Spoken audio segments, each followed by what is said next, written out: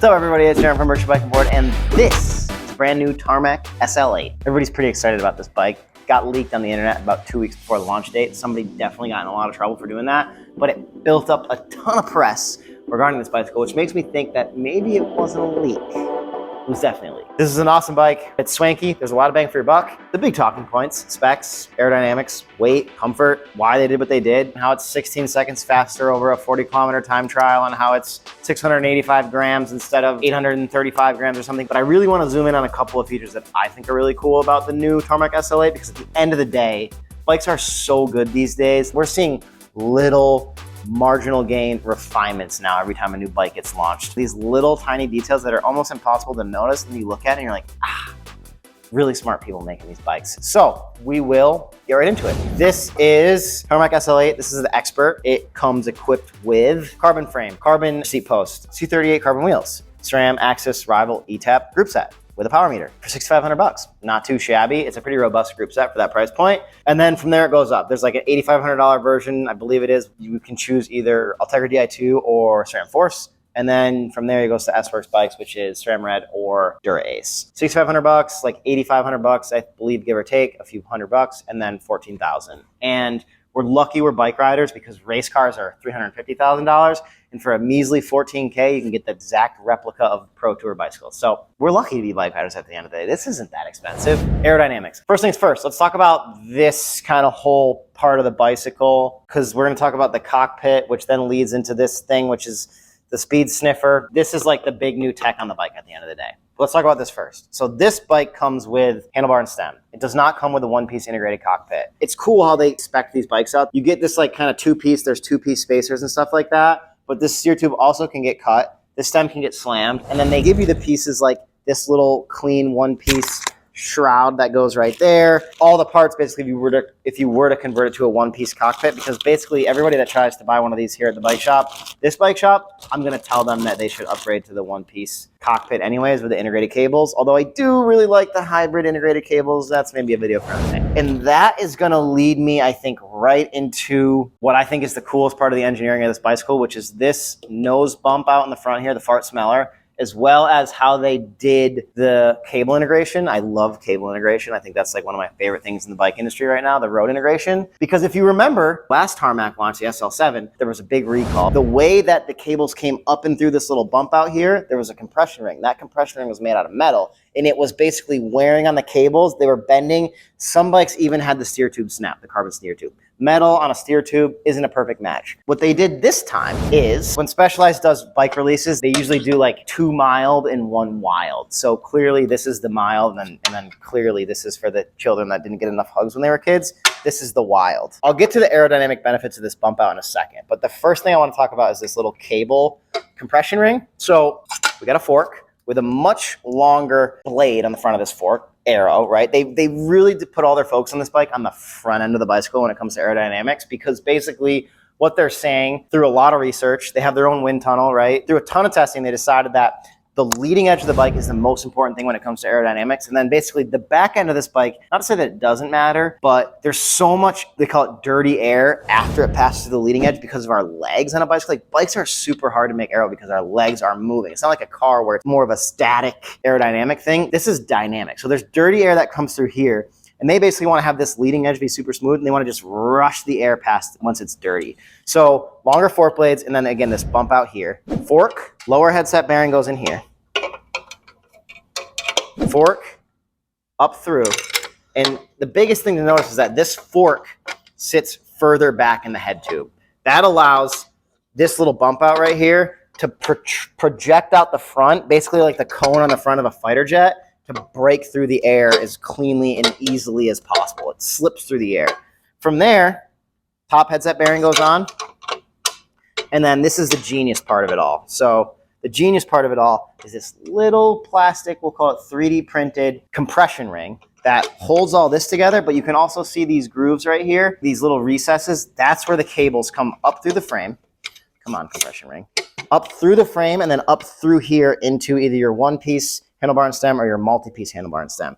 And if you look, this, I don't even know what this friggin' tube is called. Steer tube is recessed back, which allows this to bump out, which allows this thing to slice through the air very quickly. That was hard to get through, but I think I got through it. Just like this leading edge right there is super, super narrow, this seat tube, or better yet, this seat post is super narrow. It doesn't matter that much if you buy like this particular bike, the Axis build, but if you get a Di2 bike and you've ever put one together, you know that generally Di2 batteries sit up in here. Now, this is too narrow to fit a Di2 battery. So what they did, this is where Specialized, I have to give them so much credit. They think about these little details in so much detail. See this little piece right here? This little piece is to hold your Di2 battery, but it doesn't just sit in here and rattle around in the bottom of your frame. This piece is perfectly designed to fit in the bottom of the seat post. There's these little ports or holes in the bottom of the seat post.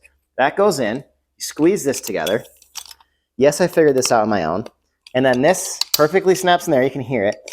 That sits in the bottom of your seat post, and now your Shimano Di2 battery can sit off the bottom or hang off the bottom perfectly like so and not make any noise. Yes, that is why you spend a little bit of extra money when you buy a Specialized that has a comparable spec to the other manufacturer's bike. Is it worth it? Hell yeah. Marginal gains, right? I don't know the exact numbers on the Expert build. We'll talk about the S-Works frame set. The old S-Works frame set was like 810 grams. Athos, which is the super, super, super lightweight Specialized bike, S-Works frame set's like 585.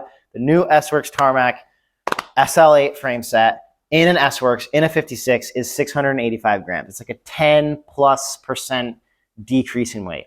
How the hell did they do that? Especially with this big old freaking clunky bump out on the front of this bike. This is heavier than on the previous generation, but they saved weight here. They saved weight here. They saved weight here. They saved weight here.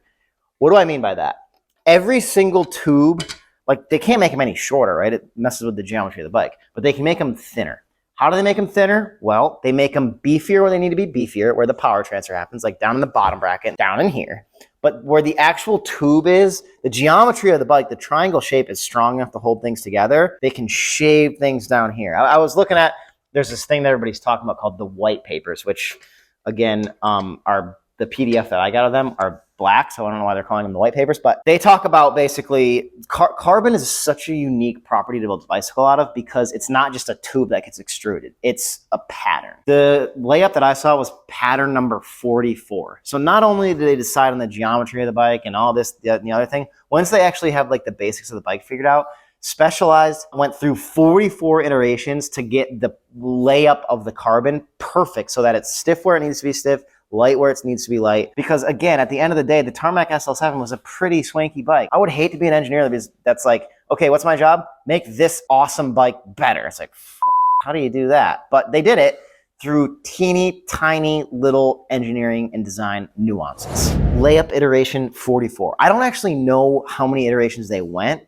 What I saw is like a version of layup iteration 43 next to 44, and it was like completely different. So I can only imagine how many times they go through it until they get it baked just exactly perfect. But that is the beauty of carbon fiber, and that's how nowadays bikes can be lighter, stronger, more compliant, and lighter. Did I say lighter? I did say lighter. This is complicated. Marginal gains are tricky. We're doing great. Let's keep going. I think they say something like 13% more comfortable, which is like, come on, you're yanking my chain when you start putting numbers to that. Here's what I will say. The new Tarmac has clearance for tires up to 32 millimeters, which is a pretty nice clearance for a super racy road bike at the end of the day. What does it come spec with? 28 mil or 26 mil turbo tires, depending on which bike you get. But I think a lot of people will run 28 mil tires on a wider rim, which end up measuring at like 30 or 31 mil.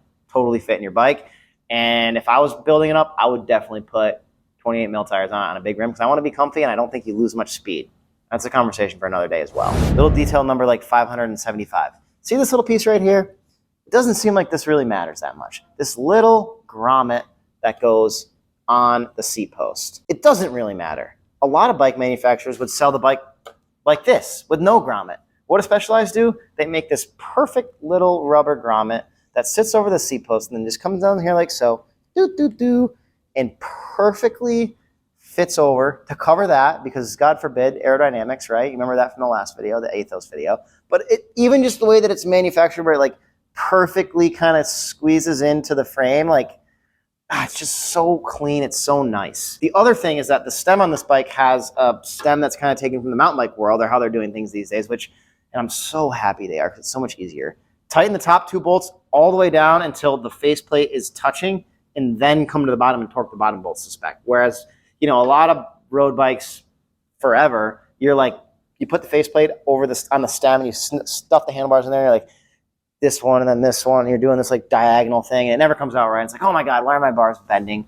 This is such a better technique. The problem is that the road bike industry or world is slow to change. So the mountain bike world has had this for 10 years, and we're just figuring it out in 2023 in road bikes. But hey, we'll get there. Specialized is calling this one bike to rule them all. I can't really knock them for saying that. It's faster than the Venge. It's almost as light as the Athos. It's more aerodynamic than the Venge, yet it's almost as light as the Athos, which is crazy.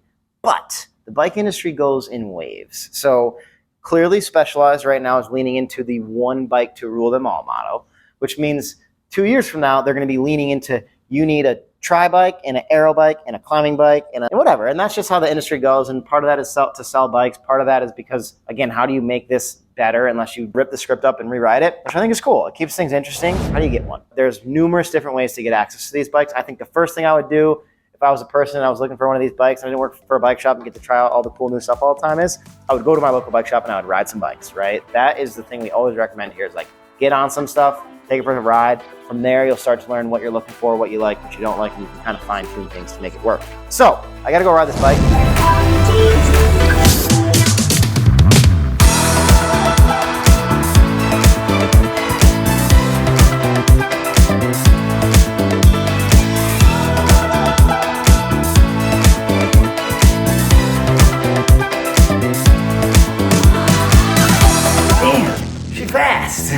No road noise, not chattery, responsive in the front end, it turns well, it's not twitchy though. Stiff where it wants to be stiff. It goes, you step on the pedals and shoo, you go forwards. It's a good sprint bike, that's for sure. Feels good in the drops. This thing's a little too big for me. I'm 5'10". If I was buying it for a race bike, I'd probably buy a 54 and slam it and get, in that way down position. It's smooth. I didn't think it was gonna be as smooth as it was, but race bikes in general are getting a lot smoother, but yeah, this thing feels good. For a $6,500 bike, basically, I can't imagine feeling bad if I plunk down some cash in this thing. So, thanks for watching. Subscribe, please. We need to get to 1,000 or Stefan's gonna make us not be able to make YouTube videos anymore. With that said, round up for this, round up for time. Thanks for watching. Boom, blabbing. Holy that was hard. Ooh, the quirks and features, why they